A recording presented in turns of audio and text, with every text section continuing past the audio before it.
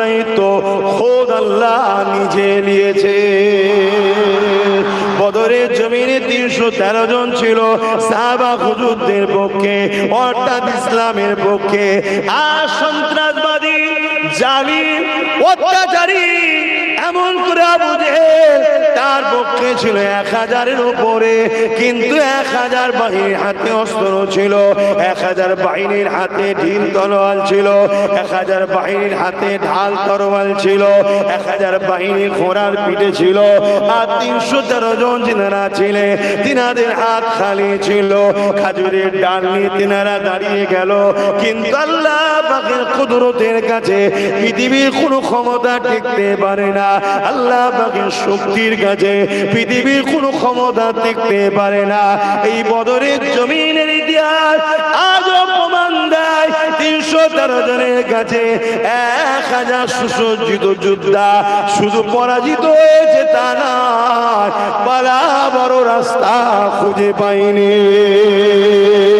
আরো জোরে বলুন সুবহান।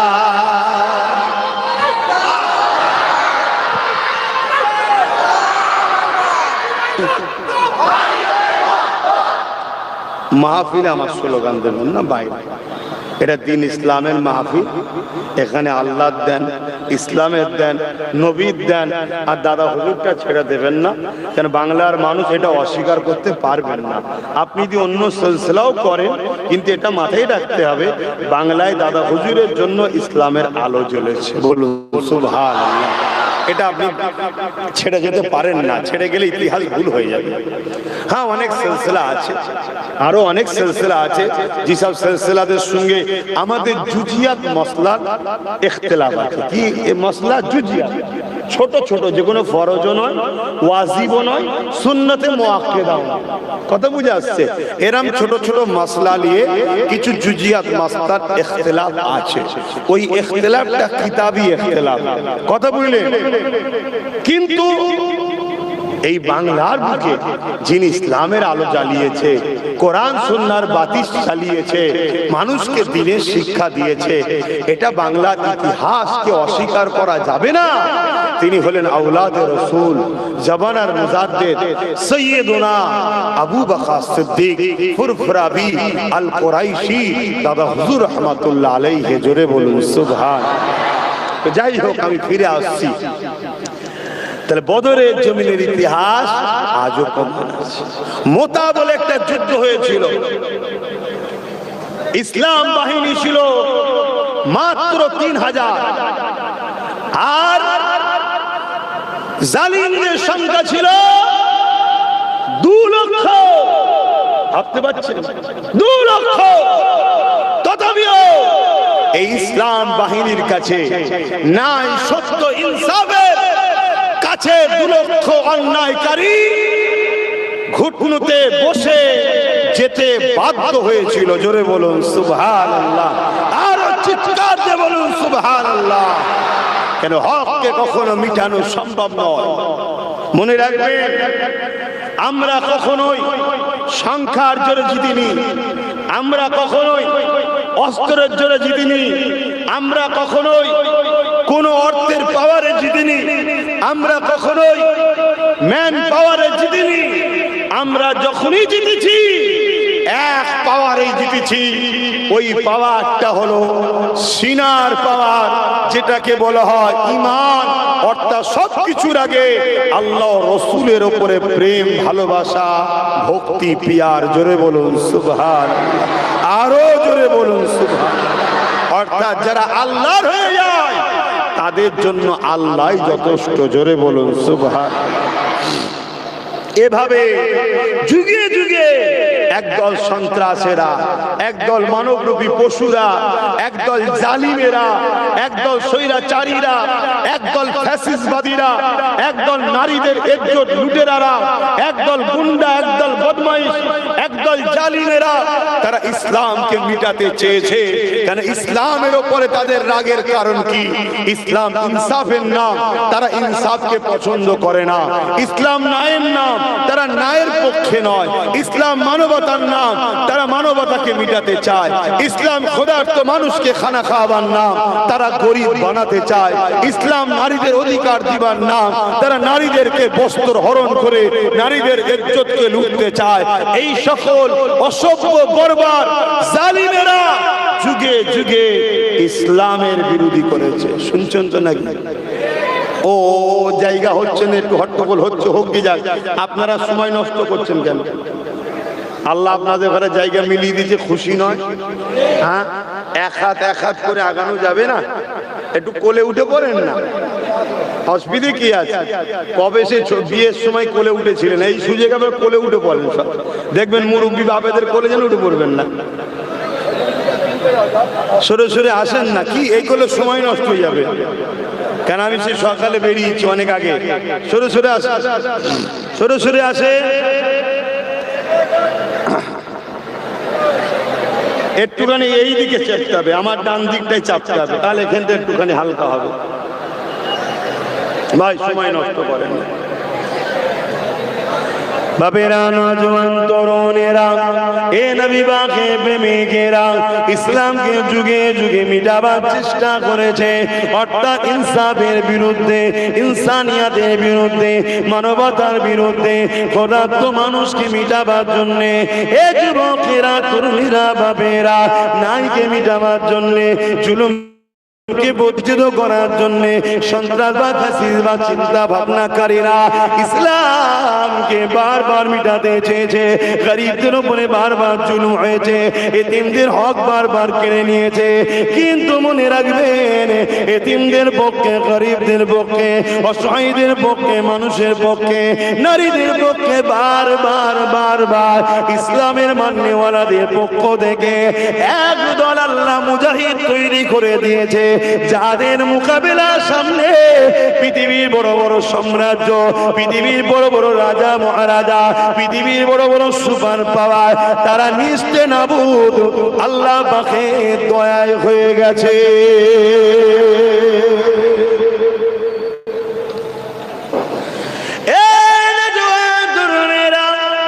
এই পৃথিবীতে একটা আতঙ্কের নাম ছিল চিঙ্গিস খান।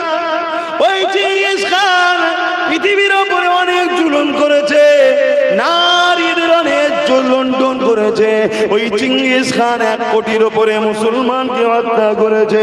ওই চিঙ্গিস খান 1 লক্ষর উপরে কম বেশি উলামা দিয়াকে হত্যা করেছে। কিন্তু এরপরও মনে রাখবেন, ইসলামকে কিন্তু মিটাতে পারেনি। ও চেয়েছিল বাগদাদের জমিন থেকে ইসলামকে মিটিয়ে দেবো, উজার করে দেবো। বাগদাদের মসজিদ গুলো ভেঙেছিল, বাগদাদের মাদ্রাসা গুলো ভেঙেছিল, লাইব্রেরিতে আগুন ধরিয়ে দিয়েছিল, মুসলমানদের কাতলেআম করেছিল, মুসলমান উলামাদেরকে হত্যা করেছিল। এ আমার দিনের উলামারা, আজ তোমরা বড় ভালো লাগছে, এর সাথে মিশে, ওর সাথে মিশে গায়ে বড় হাওয়া লাগাচ্ছ, কিন্তু মনে রেখে দিও, তোমাদের জন্য ফাঁদ পাতা হচ্ছে। দিন বেশি দিন নয়, যদি এখনো শুধরে না যাও, এখনো যদি সংগঠিত না হও, এখনো যদি ঐক্য না হও, এইভাবে তোমাকে হত্যা করা হবে। যেইভাবে হত্যা চিঙ্গিস খান করেছিল, যেইভাবে হত্যা ইংরেজরা করেছিল, যেভাবে যুগে যুগে জালিমরা উলামা দিয়াকে হত্যা করেছিল। ইংরেজরা ভারতের জমিনে এত আলেমকে হত্যা করেছে, এত ইমাম হাফেজকে হত্যা করেছে, সাধারণ মানুষের মুখে দাড়ি টুপি দেখে তাদেরকেও মলি সাহেব মনে করে হত্যা করে দিয়েছে। লাস্টে কোনো মানুষ মারা গেলে 20, 25, 30, 40, 50টা গ্রাম খুঁজো একটা জানাজা পড়ানোর লোক পাওয়া যেত না। শুনছো? আজ আমার উলামা ভাইরা বড় গায়ে হাওয়া লাগাচ্ছে, ইমাম সাহেবরা হাওয়া লাগাচ্ছে যে আমাদের তো কেউ আছে। শুনছেন তো নাকি? ভাবছে আমাদের তো কেউ আছে, আমাদের দেখে নেবে। ইতিহাস যদি ভুলে যাও তাহলে তো ঠকতে হবে নাকি? আমাদের একমাত্র আল্লাহ ও রসুল ছাড়া কেউ আমাদের নেই। এ কথা মানেন আপনারা? আওয়াজ দিয়ে বলুন মানে। আর দ্বিতীয়, আমাদেরকে তারাই ভালোবাসে যাদের মধ্যে আল্লাহ ও রসুলের মহব্বত আছে। বাকি সব স্বার্থের জন্য দুনিয়া চলছে বাবা। এ কথা হয়তো সবার পছন্দ নাও হতে পারে, বাকি এ কথা সবার পছন্দ নাও হতে পারে, কিন্তু আমার পড়াশোনা, আমার স্টাডিতে আমাকে যতটুকু আল্লাহ জ্ঞান দিয়েছে, আমি যত ইসলামের ইতিহাস দেখেছি, ও শিয়াল মুরগিদের জন্য খুব আন্দোলন করে। কি দেখেন না, মুরগির মালিক গুলো সব অন্যায় করছে, খাঁচার মধ্যে, বেড়ার মধ্যে, ডোবের মধ্যে সব ভরে রেখেছে, মুরগিগুলোর বড় কষ্ট হয়, বড় কষ্ট হয়, আন্দোলন করে। কেন করে বলেন তো? মুরগি যদি ছাড়া না পায় যে শিয়াল খাবে কি করে? কথা বুঝছেন তো নাকি? এরকম কিছু দরদি আছে আমাদের হয়ে খুব আন্দোলন করে। মূলত উদ্দেশ্য একটাই, আমাদের মাথায় তারা বসে আমাদেরকেও তারা নিয়ন্ত্রণ করবে, যাতে করে আমরা নিজেদের পায়ে নিজেরা না দাঁড়িয়ে যাই। শুনছেন তো নাকি? আরে বাবা, যে যেখানে আছে দাঁড়িয়ে গেছে, দাঁড়িয়ে যা, কি করবি বাবা, জায়গা হচ্ছে না, কি করা যাবে? এটাও তো আল্লাহর রহমত, এটাও তো আল্লাহর দয়া নাকি? ভাবেরা, নজওয়ান তরুণেরা, এ নবী পাকে প্রেমিকেরা, চিঙ্গিস খান একদিন বাগদাদের একটা মাদ্রাসার উপরে হামলা করলো। যে মাদ্রাসাটা এত বড় ছিল, 300 উলামা মাদ্রাসার মধ্যে রয়েছে। এই 300 উলামাকে মাদ্রাসাতে বন্দি করলো। বাকি তুলাবা ছাত্রদের রক্তেতে মাদ্রাসাখানা লাল করে দিল। আজকে দিনও আমার ভারতের জমিনে মাদ্রাসার উপরে আঘাত হচ্ছে না হয়নি? জোরে বলুন। আমার বাংলা তো মাদ্রাসার উপরে আঘাত হচ্ছে না হয়নি? কিন্তু আমরা ইমামরা, আলেমরা, ওলামারা, মুফতিরা, পীর পীরজাদারা এখনো মনে করছি আমাদের সব ঠিক আছে। কি আব্বাস সিদ্দিকী তাই চিল্লাচ্ছে বলে সবাই আমার বিরুদ্ধেও লেগে গেছে। যাক, আমি আল্লাহর জন্য কথা বলছি, নবীর জন্য কথা বলছি, ইসলামের জন্য কথা বলছি, ইসলামের জন্য কথা বলছি, মানবতার জন্য কথা বলছি। কে নেবে না নেবে ওটা আমার জানার বিষয় না। কিয়ামতের দিন আল্লাহ যেন আমাকে নাজারটা দিয়ে দেয়। এ আব্বাস, তুই হক কথা কেন বললি না? এই জন্যে বলছি, কারণ আল্লাহ কোরআনে জানিয়ে দিয়েছে, সত্য জানা কিয়ামতের দিন আল্লাহ তাকে বুবা শয়তান করে তুলবে। কে বলবে না বলবে সেটা তার বিষয়, আল্লাহ পাকের কাছে সে বুঝে নেবে। কিন্তু আমি গুনাহগার, আমার দায়িত্ব, আমার জাতি আমাকে ভালোবাসে, আমার দায়িত্ব সমাজের মানুষ আমাকে ভালোবাসে, আমাকে ধর্ম মাহফিলে নিয়ে এসেছে। আমি আমার ধর্মের মানুষকে সজাগ করার জন্য বোঝাতে হবে। এই যুবকেরা, চিঙ্গিস খান এমন করে বাগদাদের জমিনে ওই মাদ্রাসার উপরে হামলা করে দিয়ে মাদ্রাসার ছাত্রগুলোকে হত্যা করে দিল, তাদেরকে মেরে দিল, রক্তাক্ত করে দিল, লাইব্রেরিগুলোতে আগুন ধরিয়ে দিল, 300 উলামাকে বন্দি করে নিয়ে এমন করে 100 করে 3টে কাতারে সাজিয়ে দিল। চিঙ্গিস খান ঘোড়ার পিঠে রয়েছে, আর সৈন্য সামন্তরা ঘিরে রয়েছে। এমন সময় জাল্লাদকে বলে দিল, প্রথম কাতার থেকে শুরু করো উলামাগুলোকে কতল করার। এই জমিনের উপরে ইসলামের মান্যওয়ালাদের উপরে কত জুলুম হয়েছে ভেবে দেখো। আর সামান্য তোমার যদি কেউ দোকান বন্ধ করে দেয়, আর সামান্য তোমার কারবার যদি একটু লস হয়ে যায়, এই ভয়ে তুমি জালিমের বিরুদ্ধে কথা বলছো না, এই বলে তুমি সত্যটা জানার পরও চুপ থেকে যাচ্ছ। আজ ইমাম মনে করছে যদি আমার ইমামতিটা চলে যায়, আজ উলামা মনে করছে আমার জলসা যদি বন্ধ হয়ে যায়। হায় রে দুনিয়া, দুনিয়ার লোভ লালসা, আমরা আজকে ধ্বংস হতে চলেছে। ইমামকে জানিয়ে দি, একদিন তোমার ইমামতি অবশ্যই বন্ধ হয়ে যাবে। এ উলামার আওয়াজ যারা করছো, একদিন তোমার ওয়াজ বন্ধ হয়ে যাবে। তুমি যতই মিলে দেখো না কেন, তোমাকে দিয়ে প্রথম আমাকে রুকা হচ্ছে। যখন আমাকে রুকা হয়ে যাবে, তখন তোমার পালা আসবে। যেমন সিরাজউদ্দৌলাকে মেটাবার জন্য প্রথমে মির্জাফরকে ব্যবহার করা হলো, মির্জাফরকে দিয়ে সিরাজউদ্দৌলাকে শেষ করে দেওয়া হলো। তারপর ইংরেজরা বললো, তুই যদি তোর জাতেরই না হো, তুই আমাদের কি করে হবি? এই সিরাজউদ্দৌলাকে যে মির্জাফর মারার লাইন করে দিল, সেই মির্জাফরকেও কামানের সামনে বসিয়ে ইংরেজরা মেরে দিল। আজকের মুসলিম উলামারা, আজকের ইমাম সাহেবরা, আজ মুসলিম ঘরের ছেলেরা, তোমরা দুনিয়ার ইসলাম বিদ্বেষীদের সঙ্গে সাথ দিয়ে আজ নিজের কমকে মিথ্যা কেস দিচ্ছ, নিজের কমকে মারছো, নিজের কমকে চমকাচ্ছ, নিজের কমের উপরে জুলুম করছো, নিজের কমকে নানান দিক দিয়ে টর্চার করছো। মনে রেখে দিও, তুমি হলে আজকের মির্জাফর, তোমাকে দিয়ে আমাদেরকে প্রথম মারা হচ্ছে, তারপরে যখন আমাদের কাছে কাজ মিটে যাবে, যখন আমরা থাকবো না, আমাদেরকে যখন জুলুমের শিকারে বন্দি করে ফেলবে, তখন তোমার পালা আসবে। একটাই কথা বলবে, যেটা ইংরেজ বলেছিল, তুই যদি তোর জাতের না হোস, তোরা আমার হবি কি করে? যে উলামা তার আল্লাহর হয়নি, যে উলামা তার রসুলের হয়নি, যে ইমাম তার আল্লাহর ঘরে দাঁড়িয়ে আল্লাহর জন্য কথা বলেনি, সেই উলামাকে তারা ভালোভাবে চেনে। কথা বুঝে আসছে না? আমি সবার কথা বলছি না, অনেকে হক কথা বলে, কিন্তু একটা বড় অংশ দালালিতে এখন আছে না? না, এ থেকে বেরিয়ে আসা তিনাদের কি সময় হয়েছে না হয়নি? আজ যেদিকেই তাকান, জন ছেলে কাজের জন্য গেছে উত্তরপ্রদেশে, লাশে ফিরে আসছে কেন? মুসলমান হওয়ার জন্য মেরে দিয়েছে। কাজের জন্য গেছে উড়িষ্যায়, লাশে ফিরে আসছে, মেরে দিয়েছে। কাজের জন্য গেছে বোম্বাই, লাশে ফিরে আসছে, মেরে দিয়েছে। শুধু এটা নয়, আমার বাংলাতেও পেটের জ্বালায় রিকশা চালায়, তাকে পিটিয়ে পিটিয়ে মেরে দেওয়া হচ্ছে কেন? মুসলমান। এখনো কি আমরা বুঝতে পারছি না যে কি রাগ চলছে? কি গো, আমার কথা মাথায় খারাপ লাগছে নাকি? হুজুর নামাজের কথা বলবে, হুজুর রোজার কথা বলবে, হুজুর হজের কথা বলবে, হুজুর দান খায়রাতের কথা বলবে। কেন বলবো এগুলো? না, এটাই তো ইসলামের কথা। আপনি কি ভুলে গেছেন ইসলামের মধ্যে সবথেকে ভালো কাজ কি? আল্লাহ পাকের সৃষ্টিকে ভালোবেসে খোদার তো মানুষকে খানা খাওয়ানো।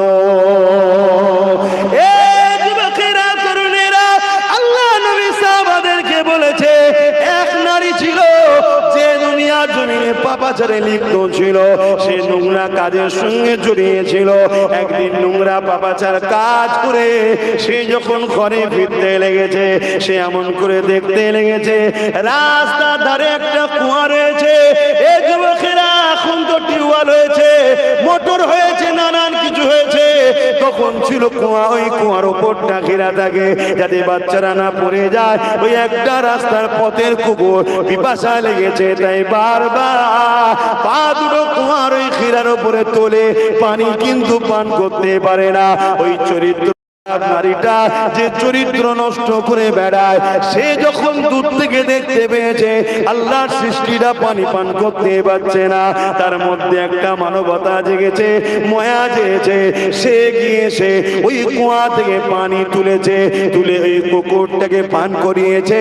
আল্লাহ নবী জানিয়ে দিল, এ দুনিয়ার মানুষেরা, এই মহিলার, এই নোংরা কাজ করা মহিলার আল্লাহ পাকের একটা সৃষ্টি, নাপাক সৃষ্টি কুকুরকে পানি পান করানো দেখে আমার আল্লাহ পাক খুশি হয়ে গিয়ে ওই মহিলাটাকে তওবা করিয়ে পরিবর্তন হবার সুযোগ করে দিয়ে ওই মহিলাকে জান্নাতে যাবার রাস্তা করে দিয়েছে। আরো জোরে বলুন সুবহান।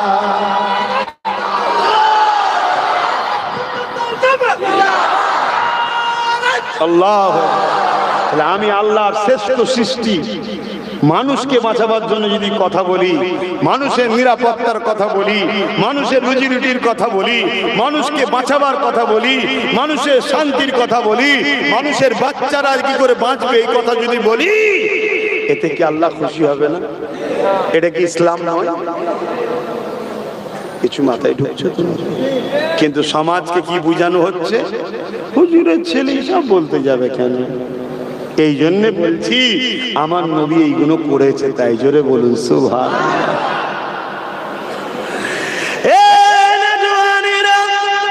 আজ থেকে 1000 বছর আগে আব্দুল্লাহ হুজুরের ঘরে, আম্মা মেনা হুজুরের কোলে আমার রহমতের নবী চলে আসলেন। আমার নবী যখন এসেছিলেন পৃথিবীর ভৌগোলিক পরিস্থিতিটা কেমন ছিল? মা নিজের ইজ্জত নিজের জান নিজের ছেলের কাছ থেকে বাঁচাতে পারতো না, বাপ বেটির কাছ থেকে, বেটি তার বাপের কাছ থেকে নিজের ইজ্জত নিজের জান বাঁচাতে পারতো না।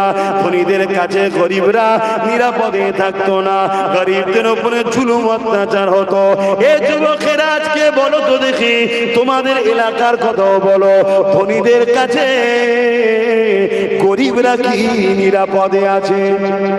আওয়াজ দিয়ে বলো, ঘাবড়াচ্ছ কেন? যুবকেরা তরুণীরা, আল্লাহ নবী দেখতে লেগেছে নারীদের করে ভোগের পাত্রী বানিয়ে দেওয়া হয়েছে, নারীদেরকে হত্যা করছে, নারীদের উপরে জুলুম হচ্ছে, নারীদেরকে জ্যান্ত জ্যান্ত পুঁতে দেওয়া হচ্ছে। বুকে হাত দিয়ে বলো, আজকেও নারীরা লাঞ্ছিত হচ্ছে না হয়নি? আমার দেশের মণিপুরের মতো জায়গায় উলঙ্গ করে নারীদেরকে বেউজ্জুদি করে করে নিয়ে যাচ্ছে। যেখানে বিজেপি সরকার চলছে ওখানে নারীদেরকে অসভ্য করছে, নারীদেরকে ইজ্জত লুটছে, নারীদেরকে উলঙ্গ করে নিয়ে যাওয়া হচ্ছে। এমন করে পুরো পৃথিবী যেখানে সভ্যতার নামে আকাশে চলে যাচ্ছে, সেই জায়গাতে আমার ভারতবর্ষে মণিপুরেতে নিচু জাত হওয়ার জন্য ইসলামে কোনো উঁচু নিচু জাত নেই, কিন্তু তারা বলছে নিচু জাত হওয়ার জন্য প্রকাশ্য নারীকে উলঙ্গ করে নিয়ে ঘোরানো হচ্ছে। এটা সভ্যতার নামে বড় বড়তা। তাহলে আজকে নারীদের উপরে জুলুম হবে, নামাজি নামাজ পড়ে কানে তালা দিয়ে বসে থাকবে, রোজাদার রোজা রেখে চোখ বন্ধ করে বসে থাকবে, ইমাম আলেমরা এমন করে নারীদের উপরে জুলুম হবে, তুমি কথা বলবে না। কিসে তুমি নবীর দ্বীনের প্রচারক হলে? কিসে তুমি উম্মতে মুহাম্মাদি হলে? আমার নবী মায়ের জাতকে বাঁচাবার জন্য মার খেয়েছে, আমার নবী নারীর জাতের অধিকার দিবার জন্য মার খেয়েছে, আমার নবী নারীদেরকে অধিকার দিতে গিয়ে বদরের ময়দানে, উহুদের ময়দানে, তায়েফের জমিনে রক্তাক্ত হয়েছে। এই যুবকেরা আমার নবী এত মার খেয়ে এত কষ্ট করে আল্লাহ নবী নারীদেরকে কত সম্মান দিয়েছে, কত ইজ্জত দিয়েছে। আল্লাহ নবী জানিয়ে দিলেন, আল জান্নাতু তাহতা আকদামুল উম্মাহাত, প্রতিটা নারী হলো মায়ের জাত, এই মায়ের পায়ের তলায় পুরুষ ছেলের জান্নাত। আরো জোরে বলুন সুবহান।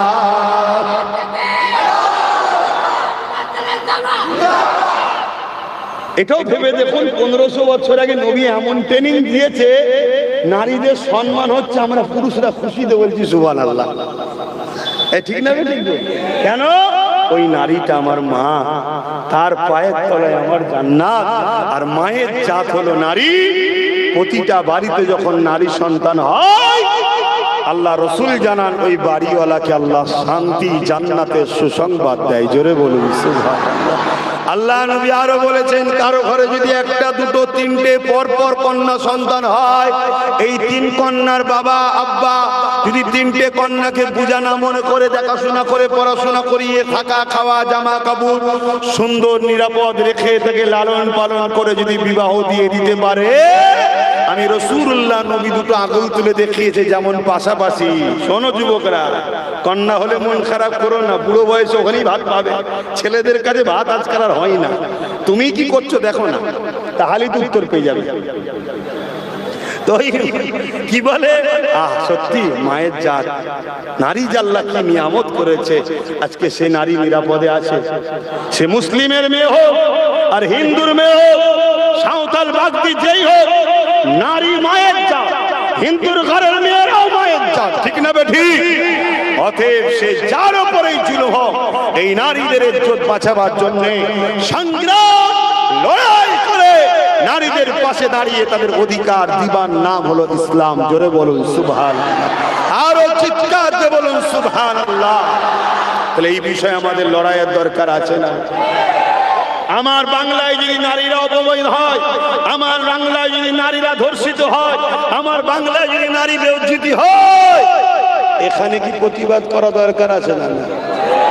কিন্তু আমার বাংলার সিস্টেম তো আলাদা। আমার বাংলা সরকার রেপের রেট বেঁধে দিয়েছে।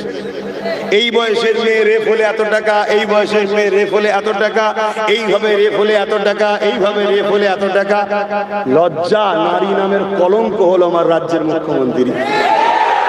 কথাটা কি গায়ে লেগে গেল? এই গায়ে লেগে, যদি কারো গায়ে লাগে মনে রেখে দিও, তোমার মাটাও কিন্তু নারী। তোমার মায়ের হয়েই আমি কথা বলছি। তোমার তো কলিজায় দম নেই। কাল না জানি তোমার পরিবার, তোমার বেটি যদি কোনো জায়গায় ইজ্জত লন্ডন হয়ে যায়, তখন তোমার কেমন লাগবে? হ্যাঁ, যখন শাসকের ছায়া তলে দুষ্কৃতীরা থাকে, আর শাসক যখন মাথায় হাত রেখে বলে সব ছাড়, শুধু ভোটের সময় চুরি করে জিতাবি আমাকে, সে ঘরের বেটিকে আর বেটির নজরে দেখে না। সে তখন পশুর সুরাত হয়, বাড়ির মেয়েগুলোকে ভোগ করার জন্য স্বপ্ন দেখবে না, দেখবে না। তাহলে বলুন, এইরকম নারী বিদ্বেষী, নারী বিদ্বেষী, নারীদের চরিত্র হরণের রেট যারা বাঁধে, এদের বিরুদ্ধে লড়াই করার নাম হলো ইসলাম। আজকে মুসলমানের ঘরের বেটা উলামা দাবি করে, ইমাম দাবি করে, এদের সাপোর্ট করে, এরা বলে আমরা মুসলমান। খোদার লানত এমনি হচ্ছে, যেদিকেই তাকাচ্ছে মোল্লারা মার খাচ্ছে, যেদিকেই তাকাচ্ছে মুসলমান মার খাচ্ছে। আমরা মার খাওয়ার পাওনাদার হয়েছি। যেমন আলেম উলামা ইমামদের সম্মান নেই সমাজে, এ আছে কথা বলেন কেন নেই? এদের ডিউটি এরা করে না। এদেরকে আল্লাহ দুটো কাজ দিয়েছে, কুনতুম খায়রা উম্মাতিন উখরিজাত লিন-নাস তা'মুরুনা বিল মা'রুফ ওয়া তানহাউনা আনিল মুনকার। এরা অন্যায় দেখলে রুখবে, হাত দিয়ে হোক, মুখ দিয়ে হোক, আর অন্তর থেকে হোক, প্রতিবাদ করে এই অন্যায়কে রুখবে। রুকা বন্ধ করে দিয়েছে, অপরন্তের অন্যায়ের সঙ্গে গা মিশিয়ে চলছে। আল্লাহ তাই সমাজের কাছে এদের ইজ্জত তুলে নিয়েছে। আমি সব উলামাকে বলছি না, যেসব উলামারা হকবাদী, যেসব উলামারা ভালো কথা বলে, আমি তোমাদেরকে শিক্ষা দিয়ে যাচ্ছি।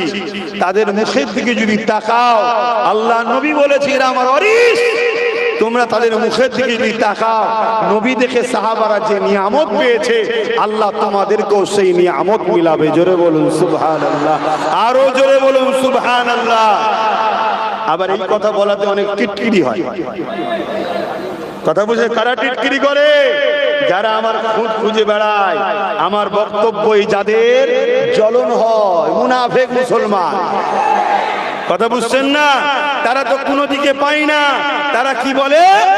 পাগলামি করার জায়গা পায়নি, ভণ্ডমি করার জায়গা পায়নি। ওনার হাতে হাত দিয়ে নাকি মুরিদে অনেকে নবী দেখেছে। আচ্ছা, আল্লাহ যদি কোনো যুবককে তওবা করিয়ে ইস্তেগফার করিয়ে আমার হাতে বায়াত হলো ধরেন না, হয়ে থাকে, আমি বললাম ফজর বাদ এই দরুদ পড়বি, মাগরিব বাদ এই দরুদ পড়বি, ঈশা বাদ এই দরুদ পড়বি, ও নবীর প্রেমে ভালোবাসায় দরুদ পড়ছে। আল্লাহ যদি ওকে নবীর দিদার দেয়, তাই এদের বুকে জ্বলন হয় কেন? আমি কি বলছি বুঝছেন তো নাকি? আমি কি দেখাবার মালিক? আল্লাহ নবীকে দেখা যায় না, যায় না। এদের আকীদা হলো না নবীকে দেখা যায় না। কেন? এদের আকীদা নবী মরে শেষ হয়ে গেছে তো। নাউজুবিল্লাহ বলে। তাহলে এরা রাজনীতির নামে সমাজ থেকে ইসলামকে মুছছে না মোছে না? এই কথা বলে। তাহলে আমাদের উলামাদের কি দায়িত্ব? সমাজে ইসলামকে ঠেকাবার জন্য, ইসলামকে যারা মিটাতে চায় তাদের বিরুদ্ধে বলা দরকার আছে না? যেমন আমি বলছিলাম, উত্তরপ্রদেশ থেকে শুরু করে যতগুলো বিজেপি শাসিত রাজ্য আছে, প্রতিটা রাজ্যে নারী সুরক্ষিত নয়। মিডিয়া বলছে, খবর বলছে, সেকেন্ডকার রিপোর্ট বলছে। অর্থাৎ বিজেপি সরকার নারীদেরকে সিকিউরিটি দিতে পারছে না। বিজেপি গভর্নমেন্ট নারীদের ইজ্জত রক্ষা করতে পারছে না। অথচ এই বিজেপির সরকারে এক মানবরূপী পশু, আমার বাংলার ভাটপাড়ার গাঁজাখোর মাতাল, ও বলছে নাকি ইসলামে রেপ করাটা নাকি পাপ নয়। এই নাউজুবিল্লাহ বলবেন না? নাউজুবিল্লাহ বলবেন না? যাদের দলের অনেক নেতা মন্ত্রী, যাদের চরিত্র ঠিক নেই, যারা রাস্তাঘাটে কুকুর বিড়ালের মতো শারীরিক রিলেশন করছে, এটাও সমাজে দেখা যাচ্ছে। কেউ পদ দিবার নামে নারীদের শোষণ করছে, কেউ চাকরি দিবার নামে নারীদের শোষণ করছে। বিভিন্ন ভাবে যারা রেপকে প্রমোট করছে, তারা নেতারা ক্ষমতার জোরে, রাজ পাওয়ারের জোরে আমার ইসলামকে মিটাতে চাইবে, জানতে হবে সে আজকাল ফেরাউন আমাদেরকে মুসা নবীর উত্তরসূরি হয়ে লড়াইয়ের দরকার আছে না না? হাত তুলে বলুন আছে না না? আপনি দেখাচ্ছেন আল্লাহ,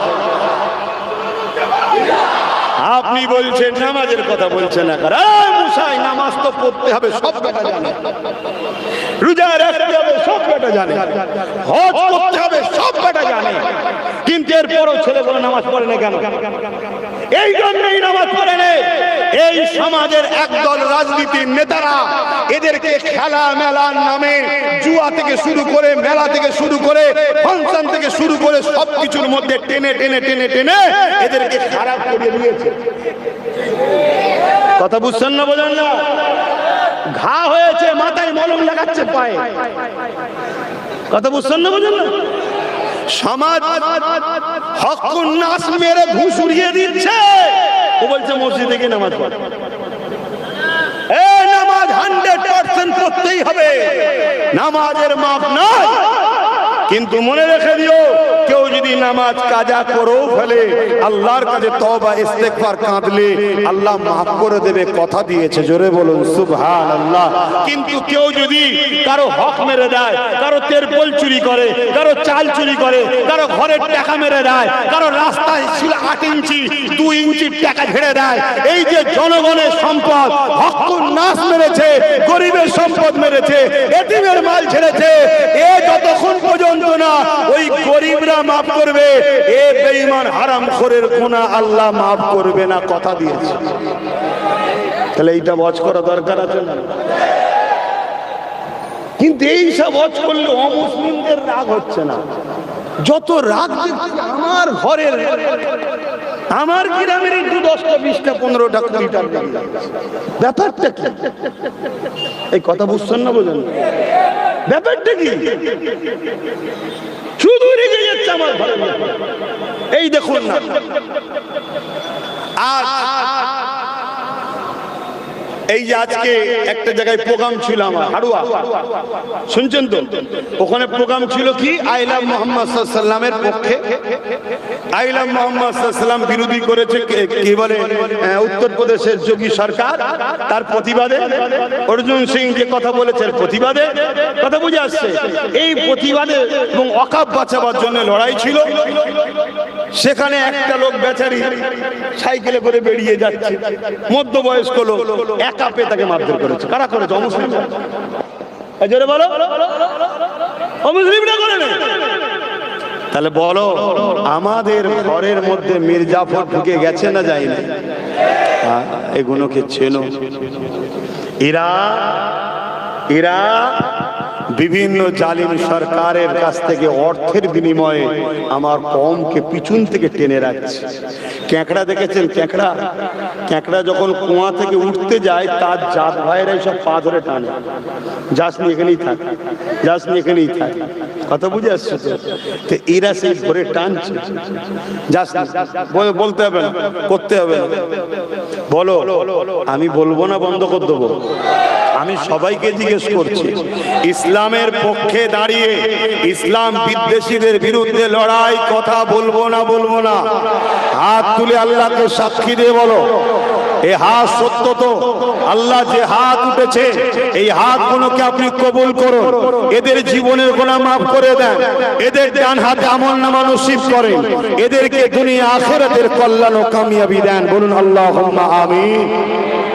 যদি ওই মাহফিলে বসে বা দাঁড়িয়ে আমাদের দাবিদার কেউ যদি না চায় যে ইসলামের পক্ষে বলবেন না, তাহলে মনে হয় সে ঘোলা হয় না, সে আন্ডার ঘোলা হয়েছে না হয়নি? আমি তার উদ্দেশ্যে একটাই কথা বলবো, তওবা তওবা করে নাও আমার ভাই, পরিবর্তন হয়ে যা আমার ভাই। পৃথিবীর ইতিহাস তুমি যদি না জানো জেনে নাও, এই পৃথিবীতে কত দাদা এসেছে, আল্লাহ সবাইকে ঠান্ডা করে দিয়েছে। এই পৃথিবীতে কত জালিম সম্রাট সম্রাট এসেছে, আল্লাহ তাদেরকে ঠান্ডা করে দিয়েছে। এ নওজওয়ানেরা, তরুণেরা, আল্লাহ নবী নূহ নবী দয়ার নবী দ্বীনের দুশমনদের সাথী হয়ে যাও না। আল্লাহ নবী দয়ার নবী দ্বীনের দুশমনদের সঙ্গী হয়ে যাও না। তুমি যদি এমন একটা ব্যক্তিকে সহযোগিতা করো, এমন একটা ব্যক্তিকে সাথ দাও যে কিনা আমার নবী পাকের দ্বীনের দুশমন, যে কিনা ক্ষমতার জোরে আমার নবী পাকের দ্বীনের উপরে আঘাত দেয়, যে কিনা মিথ্যা মিথ্যা ভাবে ইসলামের উপরে নানান দিক দিয়ে আঘাত দেয়, যে কিনা ক্ষমতার জোরে পল্টু জাতি আমার নবীর ঘর মাদ্রাসাকে ভেঙে দেয়, যে কিনা ক্ষমতার জোরে পল্টু জাতি আমার মসজিদকে ভেঙে দেয়। এই যুবকেরা তুমি যদি তার সাথ দাও, হয়তো দুনিয়ায় তোমাকে কিছু পয়সা মিলবে, দুনিয়ায় কিছু গাড়ি বাড়ি হবে। মনে রেখে দিও, আল্লাহ পাক তোমাকে যখন শাস্তি দেবে, এই গাড়ি এই বাড়ি এই টাকা পয়সা তোমাকে আল্লাহর আযাব থেকে বাঁচাতে পারবে না। এই যুবকেরা নামাজ কাজা এটাও গুনাহ, রোজা কাজা এটাও গুনাহ, হজ কাজা এটাও গুনাহ, দাড়ি রাখো না, টুপি পরো না, এই জুব্বা পরো না, দাড়ি যেতেছো এটাও গুনাহ। সমাজের মুখে তুমি গান শুনেছো, সিনেমা যাত্রা দেখে ফেলেছো, এটাও অবশ্যই গুনাহ। কিন্তু এটা ব্যক্তি জীবনের গুনাহ। তুমি যদি খালেস অন্তরে আল্লাহর কাছে তওবা করে নাও, আমার আল্লাহ গফুর ও গফফার, তোমাকে মাফ করে দেবে। তোমার গুনার পরিবর্তে আল্লাহ পাক গুনাহকে নেকিতে পরিপূর্ণ করে দেবে।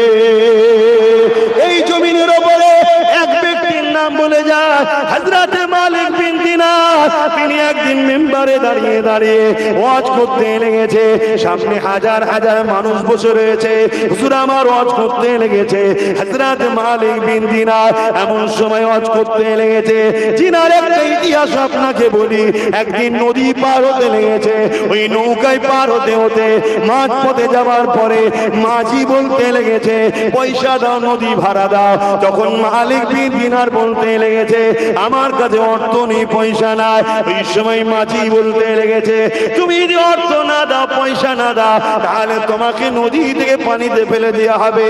এইভাবে যখন ওনাকে ধরেছে, ওই মাঝি দেখতে লেগেছে পুরো নৌকোর যেদিকে যাচ্ছে ওই দিকটা বাদ দিয়ে বাকি তিন সাইডেতে হাজার হাজার মাছ একটা করে স্বর্ণের মুদ্রা নিয়ে পানিতে মুখটা ভাসিয়ে দিয়েছে। আরো জোরে বলুন সুবহান। মাঝি তো অবাক হয়ে গেল। মাঝি খাবরে ক্ষমা চেয়ে নিল। এই মালিক বিন দিনার একদিন জলসা করতে লেগেছে, ওয়াজ করতে লেগেছে, নসিহত করতে লেগেছে, হাজার হাজার মানুষ শুনছে। এমন সময় একজন দাঁড়িয়ে গিয়ে বলে, এ মালিক বিন দিনার, হুজুর বিয়াদবি নেবেন না, আমার একটা প্রশ্ন জেনেছে আপনার কাছে, আমি একটা প্রশ্ন আপনাকে জিজ্ঞাসা করব। হযরত মালিক বিন দিনার বলে, বলো বাবা কি জানতে চাও? ওই যুবকটা বলতে লেগেছে, হুজুর আমি যখন ছোট ছিলাম আমি আপনাকে নিজে চোখে দেখেছি শরাব পান করে রাস্তায় পড়ে থাকতেন। শুনছেন? শরাব পান করে রাস্তায় পড়ে থাকতেন। আজকে আপনি ওয়াজ করছেন, মেম্বারে উঠেছেন, এই যে পরিবর্তন, এই পরিবর্তনটা কি করে হলো যদি আমাদেরকে একটু শোনাতেন, আমরা উপকৃত হতাম। শুনছো যুবকরা? হযরত মালিক বিন দিনার কথাটা শুনে কাঁদছে। যুবক ভাবছে আমি হয়তো বিয়াদবি করে ফেললাম নাকি। আবার দাঁড়িয়ে গেছে, দাঁড়িয়ে গিয়ে বলছে, হুজুর আমি আপনাকে অপমান করতে চাইনি, হুজুর বিয়াদবি করতে চাইনি, আপনি বদদোয়া করবেন না, রাগান্বিত হইবেন না। আমি এজন্য জানতে চেয়েছি, আমরাও তো খারাপ আছি অনেক ছেলে, আপনার পরিবর্তন কিভাবে আল্লাহ দিলেন, যদি এই নসিহতটা করতেন আমাদের জন্য এটা ফায়দা লাগতো, ঠিক না বেটি? হযরত মালিক বিন দিনার বলছে, বাবা ছেলেরে তার জন্য আমি কাঁদি না বাবা, আমি এই জন্য কাঁদছি, আর কোথায় ছিলাম আমার আল্লাহ আমায় কোথায় নিয়ে এসেছে। মনে রেখে দিও, শিরকের গুনাহ আল্লাহ মাফ করে না, শিরকের গুনাহ আল্লাহ মাফ করে না। দ্বিতীয় ইসলামের ক্ষতি, কোরআনের বিরোধী আর নবীর বিরোধী যারা হয় তাদেরকে আল্লাহ মাফ জোরে বলে করে না। হালকা বয়সে ভুল হয়ে যায়, মাফের রাস্তা আছে। আরেকটা গুনাহ আল্লাহ মাফ করে না, সেটা হলো হক্কুন নাস, বান্দার হক। যেটা আগে বললাম এই যেমন অনেকে আমার রজকে কাটিং করে ছড়াচ্ছে তো নাকি, ধরেন দুটো লেখ শোনার পরে আমার ওই কথাটাকে নিয়ে সমালোচনা করলো, আমি হয়তো সেই কাজের কাজই নয়, এই যে আমার উপরে সমালোচনা করেছে ওকে আল্লাহ মাফ করবে না, ওয়াদা করেছে যতক্ষণ না আমি মাফ করি। একে বলা হয় হক্কুন নাস। শুনছেন তো নাকি? হ্যাঁ। এবারে আমি কাউকে হয়তো কিছু বললাম, সেই কথাটা যদি আমার ব্যক্তিগত থাকতো আলাদা কথা, আমি যাকে যাই বলেছি কোরআন সুন্নাহ বলতে বলেছে তাই বলেছি, কথা বুঝা আসছে?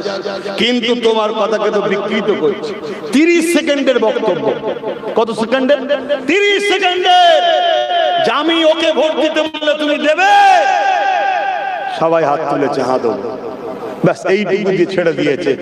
তারপরে আমি যে বারবার বলছি যে শোনো, তোমরা যখন এত আমাকে ভালোবাসো তাহলে আমার কথা শোনো, ওকে কোনোভাবে ভোট দেওয়া যাবে না, হারাম চলবে না, হারাম কোনোভাবে চলবে না।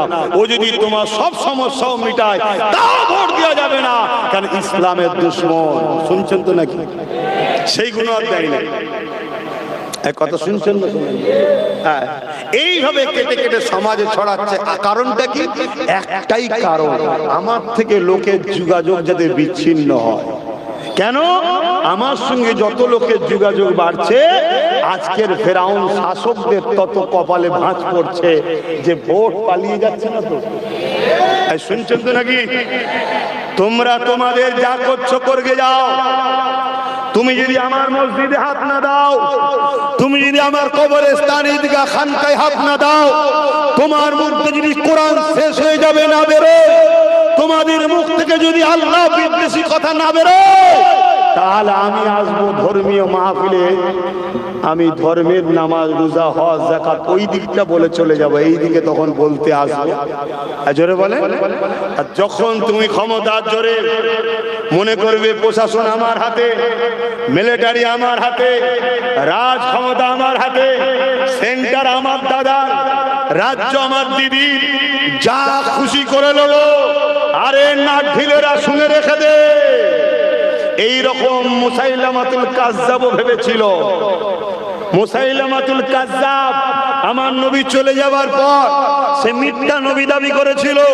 হযরতে আবু বকর সিদ্দিক তখন খলিফাতুল মুসলিমিন হয়েছিলেন, রাষ্ট্রপ্রধান হয়েছিলেন। তখন তিনার কাছে সাহাবারা এসে আলোচনা করলেন, ভাই আমার নবীর খতমে নবুয়াতের উপরে মুসাইলামাতুল কাজ্জাব নামে একজন চরিত্রহীন জালিম আঘাত দিয়েছে, কি করা যায়? হযরত আবু বকর সিদ্দিক বললেন, আপনাদের পরামর্শ কি? সাহাবা ভাইরা বললেন, অবশ্যই আমার নবীর বিরুদ্ধে কেউ আঘাত দিলে এতে আমার নবীর কিছু যায়? জোরে বলেন, যায়। রাত্রিরে আমরা দেখেছি চামচিকে বাদুরগুলো ডানা মেলে দেয়। হারা বাদুর চামচিকে ডানা মেলে দিয়েছিস কেন? বলছে চাঁদের আলোকে রুখবো। বাদুর চামচিকে যতই ডানা মেলুক না কেন, চাঁদের আলোকে রুকা কি সম্ভব? আরে চাঁদ তো মুস্তাফা জানে রহমতের গোলাম, তাই নবী আমার যখন উঙ্গলির ইশারা করেছিল, চাঁদ নিজেকে দুটুকরো করে কিয়ামত পর্যন্ত দুনিয়ার হার মানুষকে মেসেজ দিচ্ছে, আশরাফুল মখলুকাত মানুষ হয়ে তোরা মুহাম্মদ রাসূলের গোলাম দাবি করিস? লজ্জা লাগে তোদেরকে দেখে? তোদের সমাজে মানবরূপী পশুগুলো আল্লাহর নবীর বিরুদ্ধে বলে, তোরা প্রতিরোধ করিস না। আর আমি আর চাঁদ যখন আমার রাসূলের উঙ্গলি ইশারা হয়েছে, নবীর ইজ্জতের খাতিরে আমি নিজেকে দুটুকরো করে দিয়েছি। জোরে বলুন সুবহানাল্লাহ, আরো জোরে বলুন সুবহানাল্লাহ। অতএব সেই চাঁদের আলো চামচিকে যেমন রুখতে পারে না, চামচিকের থেকেও নিকৃষ্ট কিছু মানবরূপী পশু আছে না? না। আবার এই কথা বললে কিছু মনীষা ইদানিং বেরিয়েছে, ফটফট করে বলবে কোরআনের কোথায় আছে মানুষকে কুকুর বলা যায়, শোর বলা যায়, বাঁদর বলা যায়, চামচিকে বলা যায়, হুজুর কোথা পেয়েছে? ওরে গাধা, যদি পড়তে চাস আই ঠেকাবো, কোরআনে কোথায় আছে? শুনছেন না? শোনেন না? তোর যখন মনেই হচ্ছে কোরআনে নেই, তাহলে চ্যালেঞ্জ আসছিস না। ফ্রি ফুটেজ খাওয়ার জন্য, বাজারে উঠার জন্য আজকাল যেমন বড় বড় শয়তানগুলো দেখছে আমাদেরকে তো দুনিয়া চিনছে না, আমাদেরকে দুনিয়া গুরুত্ব দিচ্ছে না। শুনছেন না শুনেননি? আর মোহাম্মদ রসুলের গোলাম 850 বছর আগে চলে গেছে। কত বছর? 850